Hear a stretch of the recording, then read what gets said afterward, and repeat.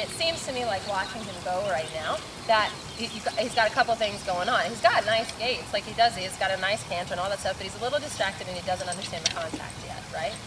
Or that's a conversation in the works. And so where I would kind of start, if he was mine and I came out today like this, I'd actually kind of give him the rein, right? I wouldn't try to put his head down for the time being. I'd let him warm up, looking around and being a little distracted so that I don't interfere with the quality of the gaits for the warm up, right? For the moment. Like I kind of trot around, looking around too, you know, like, hey, no big deal, because he's baby and he's young and he's distracted. So let his mind warm up as well, because there's nothing more claustrophobic for them at this point in time when they've got all of these things that they want to look at and somebody's trying to hold their head underwater.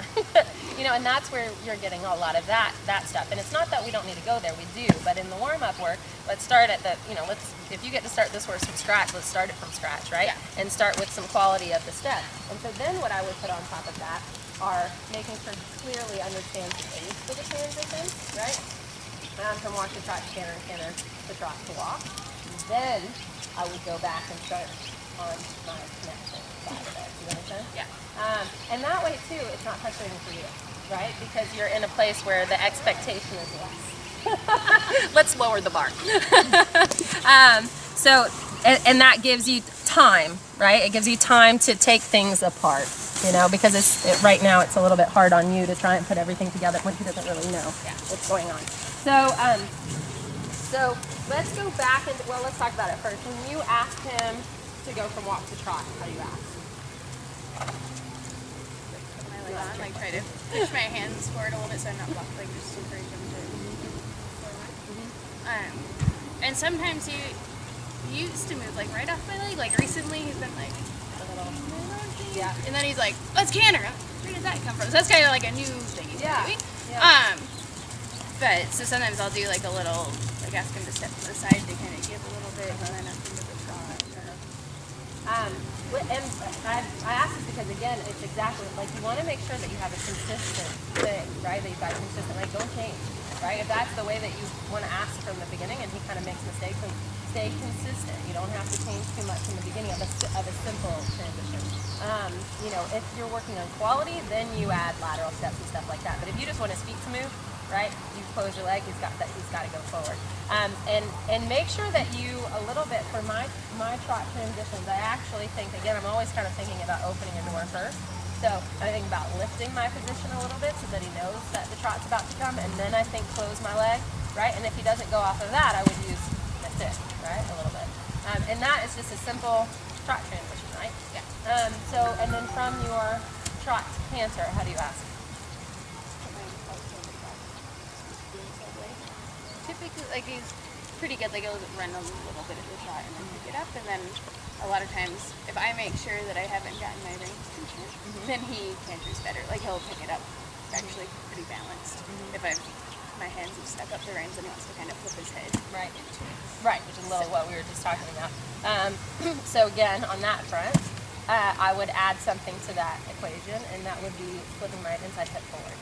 Right? Because we want to give room. Like if you just do this, eventually down the road, when this horse gets taught how to haunches in and half fast, right? That could get complicated. That could mean two different things, right? So we want to think we're going to open the door first. So we're going to slip our inside hip forward so that there's room for the leg, and the outside leg actually steps the inside hind up underneath your hip. Does that make sense? And up into canter, without going past, which turns into haunches in. So in that conversation, I would be quite clear. That's again where I would have maybe a little stick or a little crop or something that he gets comfortable with, because I want to think when I slip my hip forward and I bend my left knee, only skin deep. I never want to ride a horse really that I have to get more than skin deep. Yeah. Only skin deep. This is the age canter, and if he doesn't canter, a little stick, a little something like that. And these are things that in the beginning of your work, you're not even talking about putting him on the bit, right? We're just thinking you got to move your feet. And it's something that out in the field he does all the time, so it doesn't take a lot of prep, right? Yeah. It's just move your feet and do the canter and do it cleanly. And then for your canter to trot, how do you do that? Switch up collar to okay, and what's the difference between that meaning slow down and trot? Slow down more? Yeah, I feel like more, and then like my thighs will get tighter than they will if I'm kind of stop that a little bit. Okay, so that's a key thing. that you said that so that it's adding in. It's just putting vocabulary to probably what you already do. So that's what I'm talking through this. Making me think. Yeah. Well, it's important because you want to be able to say the vocabulary so you can repeat it. And so that's the key point of that is that when you squeeze your thighs tighter, you stop your hip. Okay? So the moment, so what you've got to think for cantering, right? When you're in your working canter, you're just sitting there. That's actually ironic because they're doing the work. You shouldn't really be doing anything. Right? They're just cantering. When we want to slow our canter in place a little bit more, we actually move our hip a little bit more, right? We get our hip involved, we get our lower leg involved, and say, come on, let's jump this canter up, right? When we want them to trot, we actually want their hips to stop, right? We want them to break, let go in their back and let go. So that's where you've got to do the same thing, right? You've got to stop your hip. That's the moment of trot, right? Hold your hip a little bit like that. Take your leg off because you want them to stop, right? So that's something that's important to think about through those transitions as well, is that when you're preparing for the canter, where in working canter, and right now you're kind of going from working canter to trot. There's not a lot of collecting going on, right? So, but you're going to mobilize your hip a little bit so that he starts to feel a change, right? I'm moving my hip, stopping my hip. And when I stop my hip and take my leg off, right, he should trot. If he doesn't trot, that's when I take my rein and say trot. That means trot, right? So that clearly is the transition, okay? That clearly, that word says trot. So that when you're moving down the road, there's a difference between collecting the canter and the actual trot.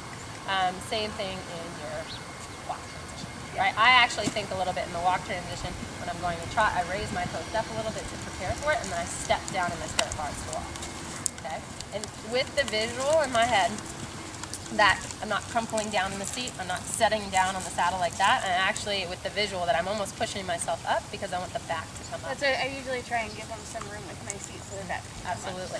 And if you think about that, giving room with your seat, but don't stop it at your leg, right? Push down so that if you were to picture like you had a bowl full of pudding and you push down, the back would come up, right? So let that transfer all the way down to a long leg and you'll get taller for it, okay? So with all of that in mind, let's go work on some transitions, right? But don't worry about his head. Okay? Let him have a trot around, all right? But we're just gonna make it about the footwork first, and then we'll connect. How you doing over there? Great. it's stuck. It looks nice. It looks like a big elephant. All right, so soften your rein, a little bit more trot first. And what we'd like to create is a little resistance, right? And that the kind of coming around and understanding the contact comes from, I keep wanting to call him a curve for some reason. Comes from him looking to get away from that resistance. So you want to find the resistance a little bit almost in that neck rein idea, so that it doesn't come necessarily from a backwards pull. But the minute that you feel like he's going to soften, really give the rein. Good, give the rein. Go forward. Big trot, big trot, big trot. Good. There you go. And every time you feel that little pull against you, you can feel that there's like a little nod in the contact, right? Just move that. And you can feel it, move it over a little bit, over a little bit. There. Good. Even for fear that you're going to lose it forever, you can even reach down and pat him, right? And what that's going to do for you as well is make you feel like you're not always sitting, not that you're sitting on eggshells, but you're cautious about where you're sitting, right? So I want you to feel like next time you make a good decision, you're going to really pull even more faster. There you go. Good. And then same thing again. Get a little resistance, close your legs, push them into that conversation. Each time, yeah, that's a good amount of resistance there. Keep pushing to that, keep pushing to that, keep pushing. Good. Good. And if you reward the thing, right? Reward the try. If he tries, give the rein. But not if he is just opening his mouth. Good. A little more push. There. Good. Good. That's right. So we want to keep him being able to apply a little bit more pressure, a little bit more pressure, a little bit more pressure, and have him kind of sit and think on it. Yes, good.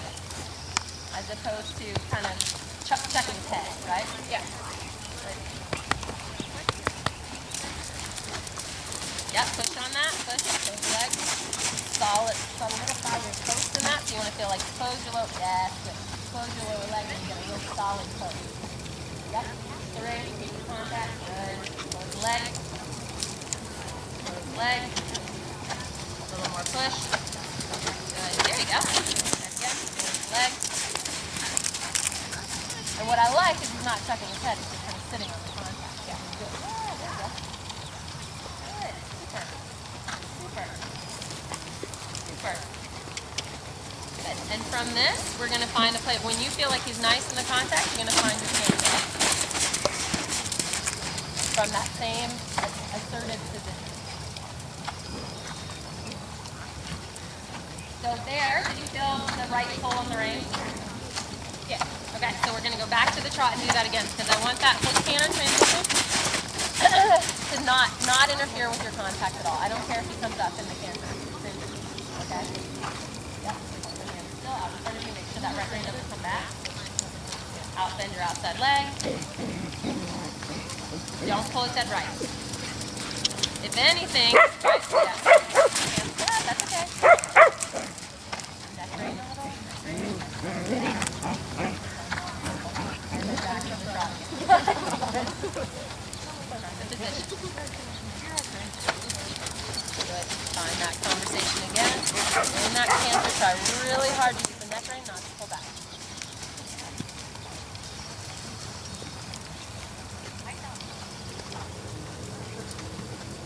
Good.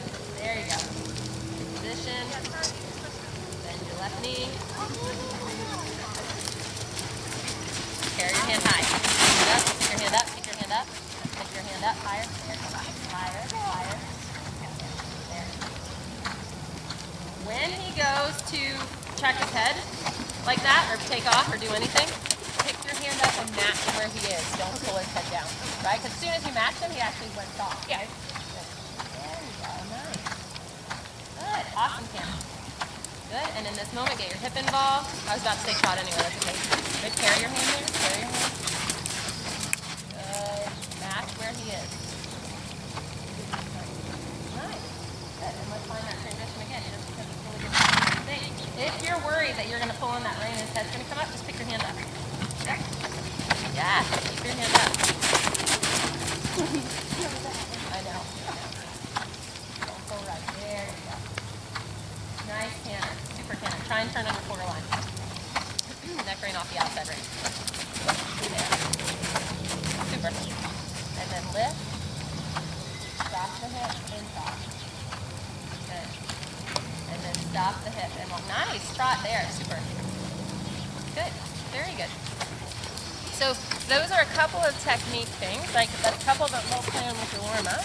And then if he's doing that stuff when you're starting to work on the contact, you always pick your hand up and match where he is, right? Because then he's super smart. And then he's like, oh, yeah. It's like yeah, it comes down right away. And in those transitions, constantly working on those transitions so that you stay responsible for doing them the same every time. And be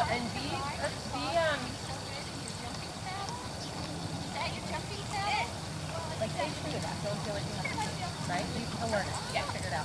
You know, and as long as you're kind of like, as long as you're feeling that you're right, like that, you're like, this is technique. This is what the technique is. Yeah. Right. That's the deal. So neck reining to find the contact, lifting the hand to find the contact, not pulling, starting out easy, being clear with the vocabulary for your transition. Right. Will give you a really good solid thing. You got plenty of time to put that all on before thoroughbred time. Because the canter's lovely naturally, right? You trot right there, wrist when he came up. His trot can be lovely. He's just figuring it out. And I think the more that you can think, like, not about the round part of it, but about using the transitions for the quality, right? Using the transitions for the quality of the gait, and the contact actually even there in your trot, even having it up, your hands up a little bit more, so that you start thinking up that way a bit.